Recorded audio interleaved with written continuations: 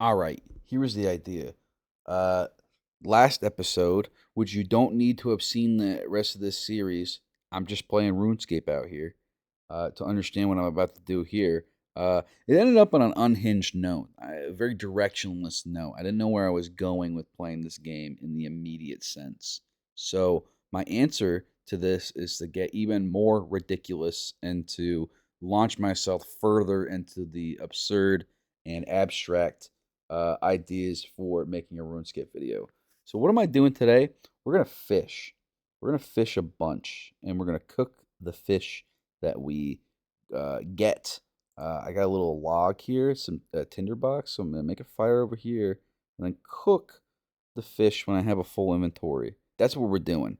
While that's happening, I'm gonna read an entire essay that I wrote about a very meta essay about the state of video essays on YouTube right now, or at least what I think of it. That's the plan. That's actually the whole video. So if you're in for that, which I'd love you to be, that's what we're doing today. If that sounds ridiculous to you, I understand. But let's go ahead and just I swear I'm not going insane, by the way. I just think this is a I'm just having fun here. So, not even that long ago, someone named Jay the Dev Guy released a video called The Best FPS You've Never Played is a Free Mod. It's a fine video, and I definitely recommend that you go watch it. It's something about it bothered me. I would lightly estimate that about 15% of that video is Jay talking very meta about the nature of video essays currently and what being a video essay guy means and what you have to include, and that you, the listener, are probably watching this right now on a second monitor and eating leftover noodles or whatever. It took me out of it. But me saying that isn't trying to be a critic of Jay or of his format or style. I hardly know the guy. Just watched the one video that I came across. Seems like a totally good guy. Jay is just making some claims and calling some shots based on the direction that this sphere of media has gone and where it's headed. That the meta style of commentary could be entertaining. So instead of criticizing Jay, I'm going to commend him by outdoing him right here and now. So this whole video is going to be a meta discussion on a lot of things that I myself have noticed about the nature of video essays currently. Jay is hardly the only one as of right now getting really meta about gaming video essays. Nakey Jakey, a pretty big name, hopefully you've heard of him, also just released a video called Nakey Jakey is Outdated. That video is about a lot of things, but he's very transparent about what he feels his shortcomings as a creator are, and especially getting really meta about the state of long form videos on YouTube talking about video games. What you have to title it, the thumbnail, what to say in it, how the structure of a good video essay has to go, the narrative, and even what to include in it edit wise. It's a rather interesting insight coming from someone who has been in the game for a while. Personally, and I know it's not this simple, but I find Jakey to be a pioneer of a certain form of video essay content, starting around his exercise ball era. You know, the guys standing in front of a green screen holding the microphone, talking about whatever. I know it's not this simple, but I really attribute those guys to Jakey and what he was doing back then. That could be completely untrue and only my perception based on what sphere of YouTube I was watching at the time. Because frankly, I finally stumbled into longer videos that went through more thorough commentaries on games as a media. Less like a cut and dry review with a number at the end. I'm kind of late to the game on video essays. I'm kind of like a second or third wave video essay guy. Like I would be considered a seasoned veteran now, but there's plenty of old heads that came well before me watching video essays, listening to video essays. I know you're out there. Question. While we're here, if you made it this far, let me know who got you first into video essays. If it was a friend or a channel or a specific video, maybe it was your dentist who told you to watch Fallout 3 is garbage and here's why.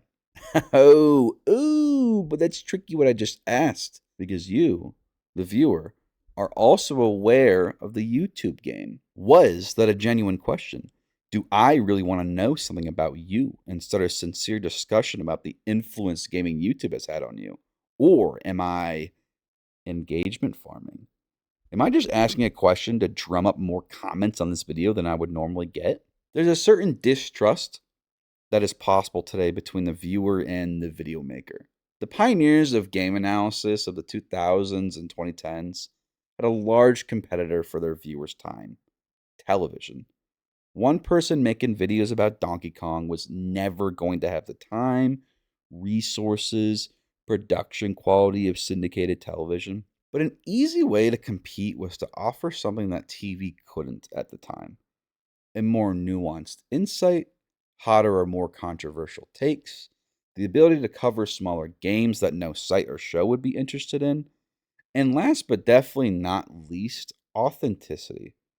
One person with a camera being more vulnerable about their shortcomings as a creator, or their personal emotional experiences with a product, or how hard it is to make videos and try to make a living and carve out your own sphere in the digital world. All fantastic. But that was then. Now I believe we've come to oversell authenticity. These people and the many they have influenced have already carved their own sphere in the digital world of entertainment. There are plenty of people like me who watch YouTube as their main bread and butter of content and don't even really watch regular TV or movies anymore. This is our TV now.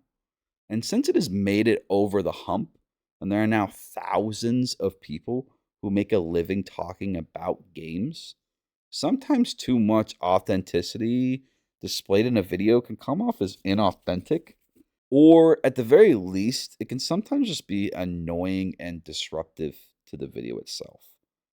I've seen a lot of videos, usually by younger people, teenagers or those in their early mid 20s, who I feel spend too much time in their video talking about the video. Look, stop me if you've heard this one before.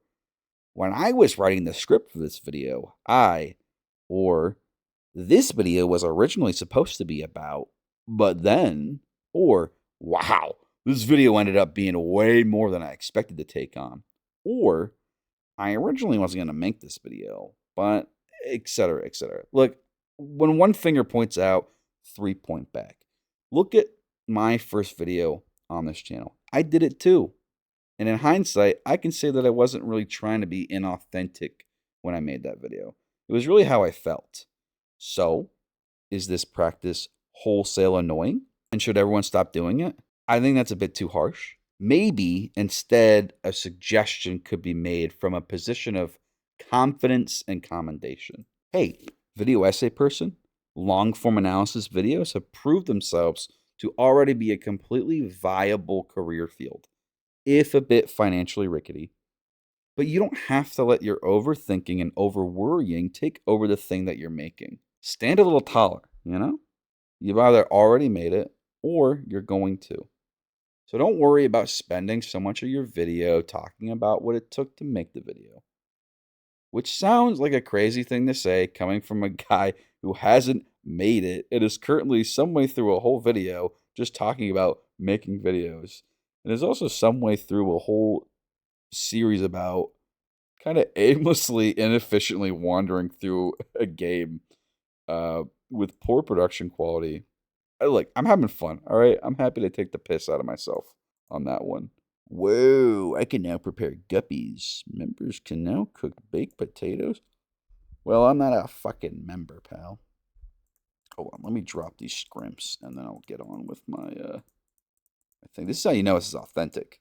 This is all one recording, by the way. There'll be some slight cuts. You'll see them. You'll see them. But was that whole diatribe about the current authenticity and transparency of video essayists just another layer of trying to make myself look more clever and insightful?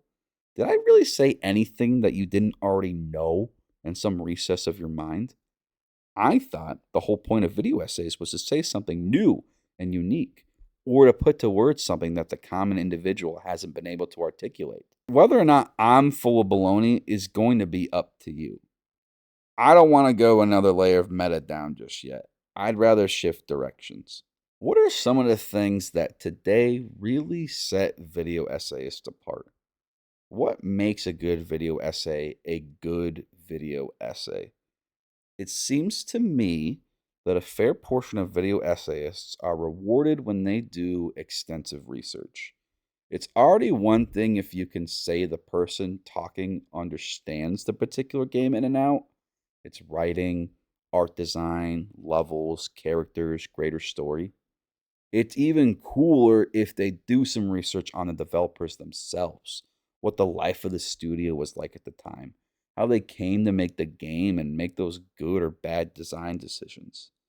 There's an extra reward, maybe, if the video contains bits of an interview with someone who made the game and then posting the full interview after. That's a lot to take in. And I'm not being sarcastic here either. If someone is willing to not only do the in depth analysis of a game, but also do the research and journalism required to give an even greater context to the story, then that makes for a very entertaining watch.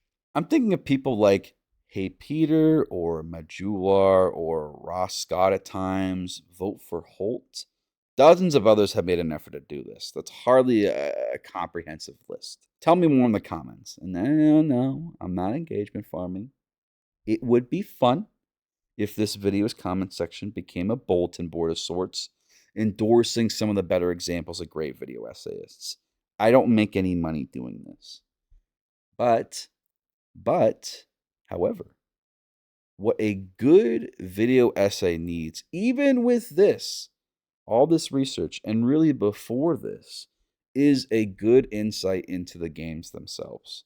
If somebody clearly doesn't understand anything about the game that they're talking about, game design elements, or what makes a good story, or goes with an interpretation of the game itself and its story, then listening to them interview the developer or a writer or art designer after the fact could just be frustrating.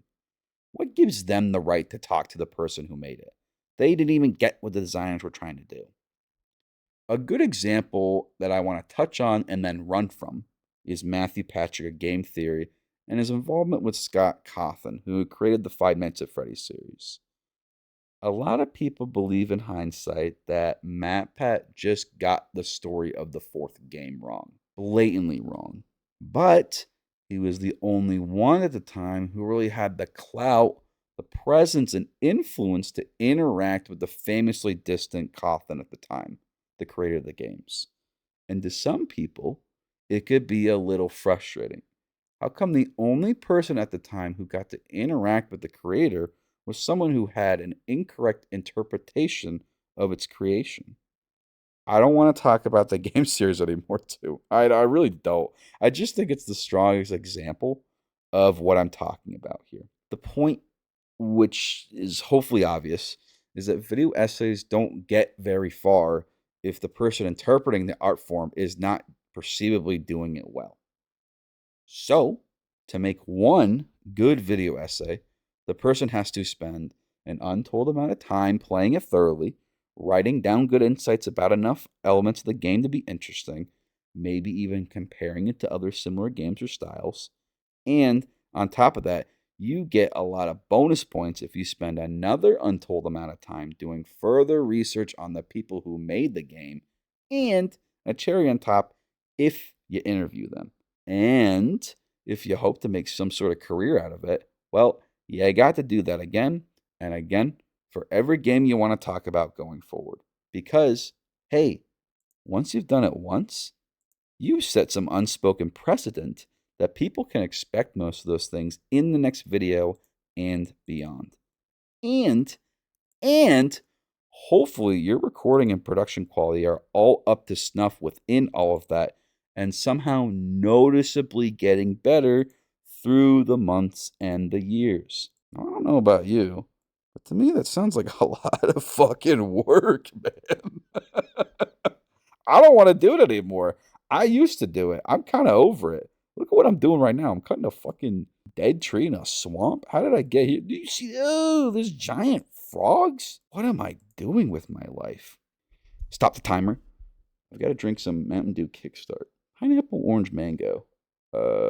Not a recommendation. I've realized that the home teleport cooldown is almost serving like an accidental proof, evidence that this is all one take. What's my point with that part? That, boy, these people making money playing video games and talking about it, I'm sure have it hard. Yeah, I guess. I'm not saying bow down and worship them.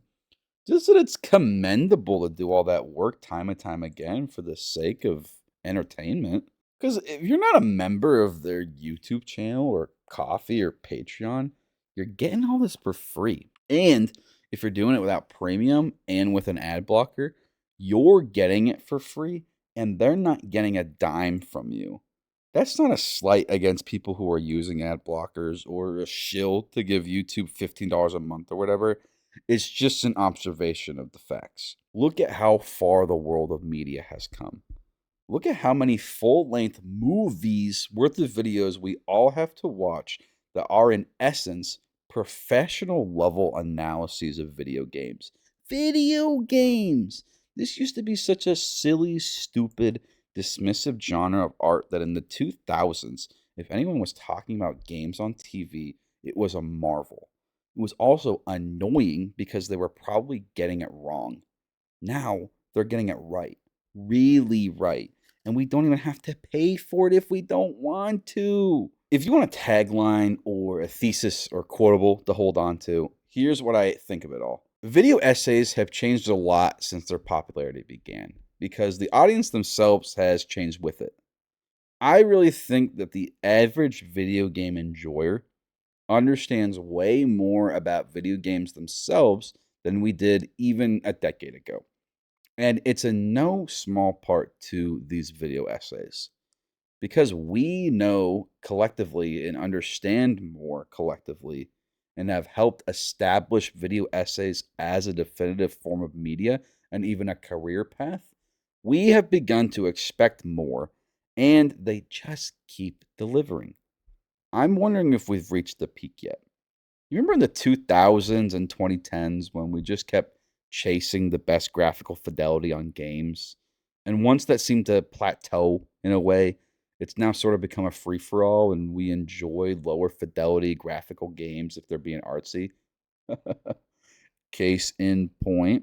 I wonder if we're hitting that plateau soon with our chasing of the quality of video essays, or if we already have, and now we can begin to appreciate the lower fidelity efforts as long as they have something interesting to contribute to the greater discussion. That's the big takeaway. I want to lightning round some tiny little aesthetic choices that video essayists or documentarians on YouTube make today that are just interesting. If a video title is all in lowercase, I'm convinced that it's almost a different genre or subgenre of analysis and content. Probably more cozy, which, depending on your taste, could be a derogatory descriptor. I personally don't see it that way. When you quote something in a video, make sure to use an effect that makes it sound more ominous, or like it's coming through a phone or an old recorder. I also think the gaming music people use in the background of the videos also tells you a lot about what other kinds of games that they enjoy, even if they don't get around to mentioning them inside of a music credit or at the end in their description. Personally, and you're probably with me if you're watching this video, I feel my ears shooting up when I hear someone using music from Silent Hill or RuneScape or MapleStory because it makes me think they're a lot more like me than I originally thought. I've gone on enough and longer than I thought I would. Wow, this video took longer than I... All right. I want to end by naming off some more people that I really appreciate in the world of video essays, and I'm personally grateful for. These are all hard and heavy recommendations, and I think you could watch anything they've made from any time. Evergreen. These would be Tim Rogers of Action Button, Ross Scott at Accursed Farms, Noah Gervais, Flawed Peacock, Nizumi VA, Mandalore Gaming, Mortismal Gaming, Frederick Newson of Down the Rabbit Hole, Billiam, Patricia Taxon, Silent Archives, Your Favorite Son, Nitro Rad, Grimbeard. They're all fantastic. So nice of big YouTuber Patrick to shout out all these small episodes, huh? Name some more in the comments. The smaller the better. I'm done.